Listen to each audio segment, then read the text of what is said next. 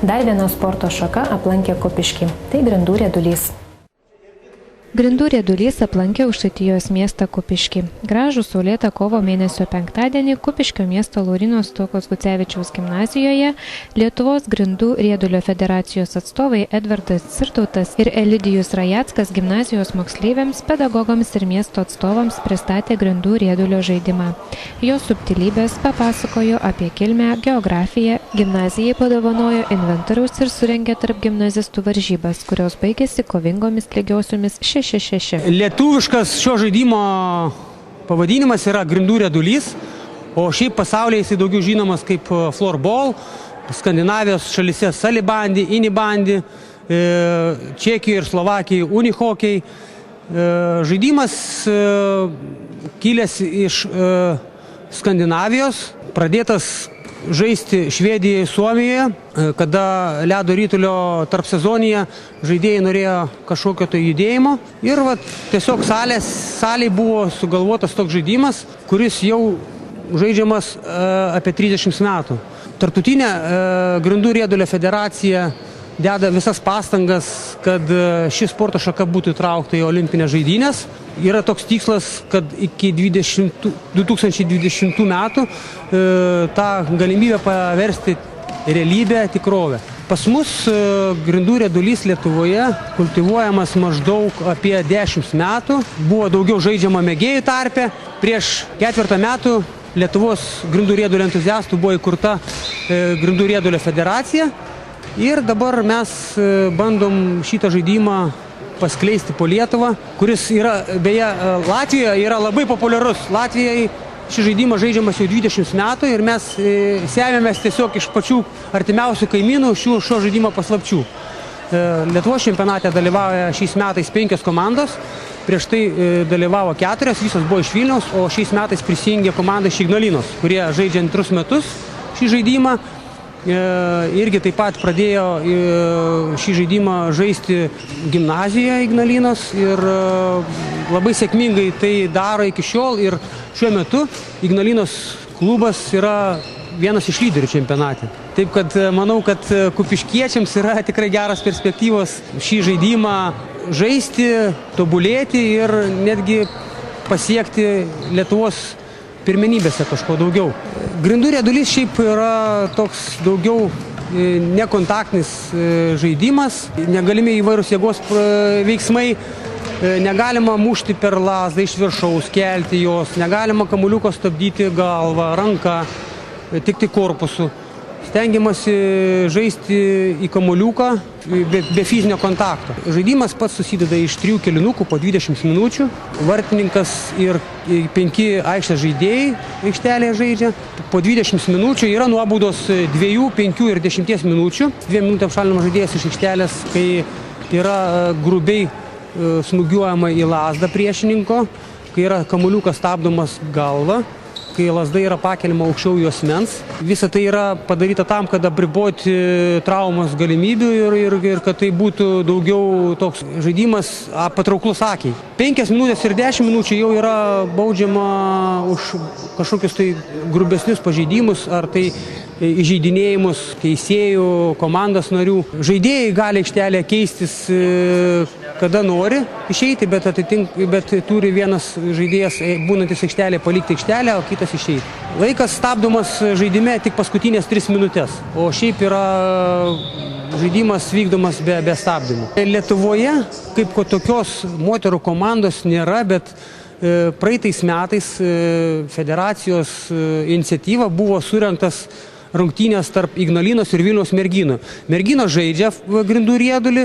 Prieš 5 metų, gal ir dar daugiau, Vilniaus Mykolo Romerio universiteto studentės atstovavo Lietuvą studentų žaidynėse tarptautinėse su grindų riedulio komanda, žaidė.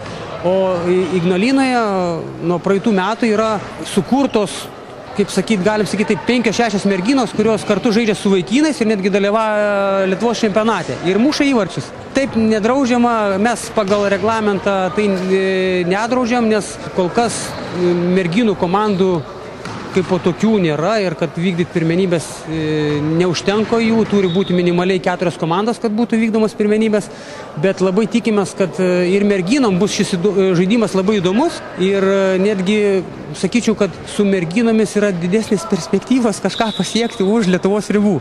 Buvo iki praeitų metų vykdomos mėgėjų varžybos, kuriuose dalyvaudavo komandos aikštelėje 4-4 ir būtinai turėjo būti sudėtyje viena mergina aikštelėje. Įmušus merginą įvartį skaitydavosi kaip už 2 įvarčius, kadangi tai buvo toksai padarytas labiau pomėgio laisvalaikio turnyras, bet ir įtraukiant ir merginas ir tai pasiteisino, tik tai dėl lėšų stokos šiais metais jos neberengiamos. Užsieny yra įprasta, kad iki 12 metų, kol nėra to fiziologinio pranašumo tarp vaikinų ir merginų, žaidžia mišrios komandos. Merginos ir vaikinai žaidžia vienoje komandai, tai labai pradeda komunikuoti, bendrauti ir labai linksmai praleisti laiką. Šios gražios iniciatyvos pagrindiniai iniciatoriai – gimnazijos direktoriaus pavaduotojas, kūno kultūros mokytojas Vidmantas Liubamirskas ir kūno kultūros mokytojas Aidas Mikėnas. Pedagogai yra vieni pagrindinių seno lietuviško žaidimo ritinio, liaudiškai vadinamo ribka, Lietuvoje puoselėtojų ir klubo Aukštaičiai atstovai.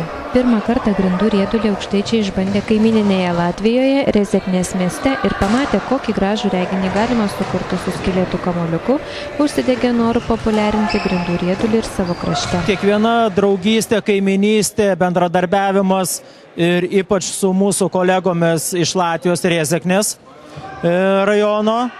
Mes kūno kultūros mokytojai turėjom galimybę dalyvauti pas juos pristatyme šio žaidimo, būtent florbolo, kuris yra labai populiarus Latvijoje.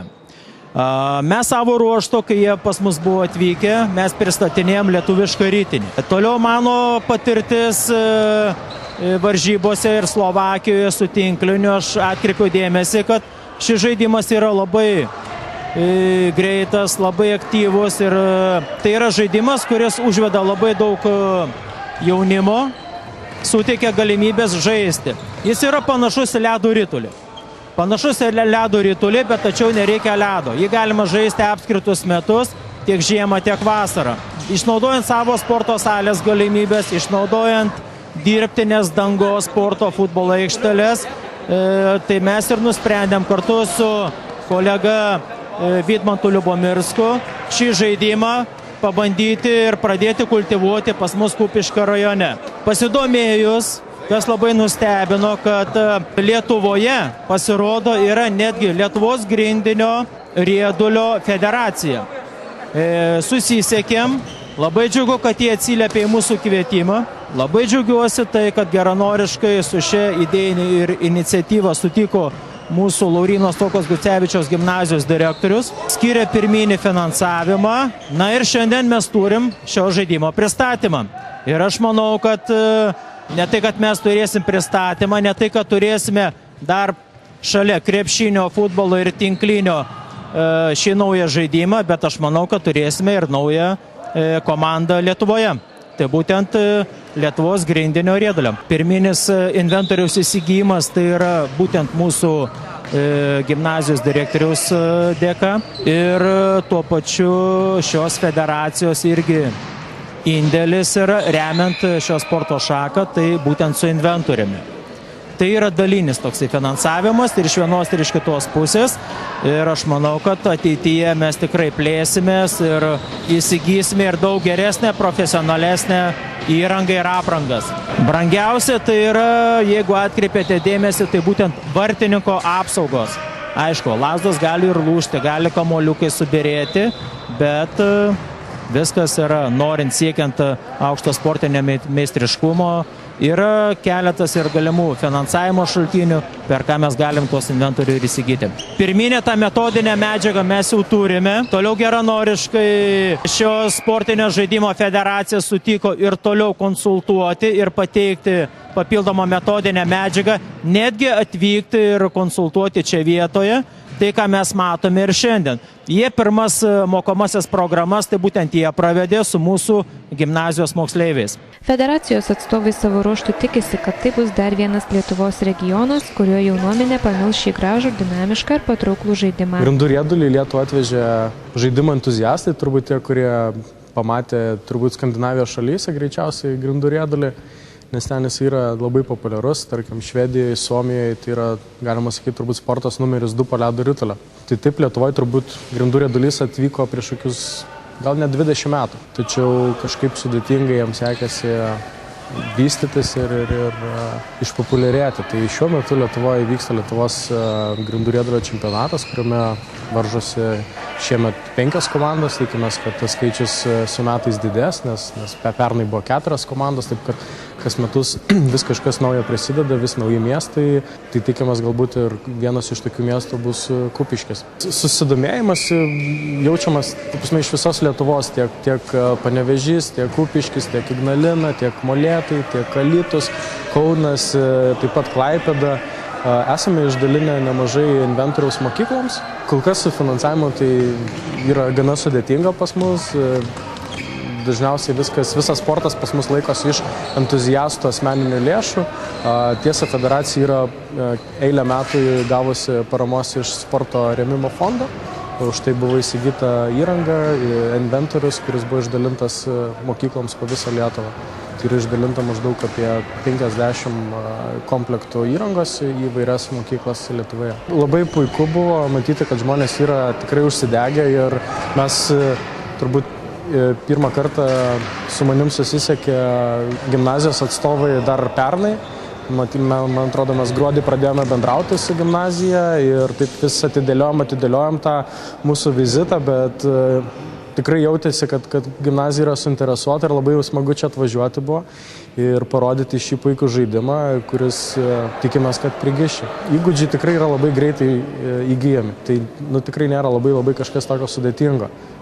Kiekvienas gali pasimti lazdą, pasimti kamuoliuką ir pradėti. Netgi galima vasarą žaisti lauke, žiemą salėje. Galima žaisti tiesiog paprastoj, bet kokioj asfaltuotai aikštelėje ar kažkokia kitokia, kur kietą dangą turi aikštelė. Galima netgi žaisti ant dirbtinės žolės, tarkim. Nėra taip svarbu iš tikrųjų, kokios tos grindys. Aišku, idealiausia tai yra salėje su plastikinė grindų danga, kaip šioje salėje. Tai čia yra idealiausias atvejis, bet tikrai kitoks paviršius tikrai negadina žaidimo. Aš tai tik labai tikiuosi, kad tikrai tie vaikinukai, kurie šiandien pabandė pažaisti, kad jie tikrai jiem patiko, tikiuosi, kad jie ir toliau šį sportą kultivuos ir tobulės ir žais Lietuvos čempionate, o galbūt vieną dieną žais ir už Lietuvos rinktinę. Bėgant laikui, manoma, kad ir Kupiškio krašto jaunimo komanda prisijungs prie Lietuvos čempionate dalyvaujančių Vilniaus ir Ignalinos grindų riedulio atstovų.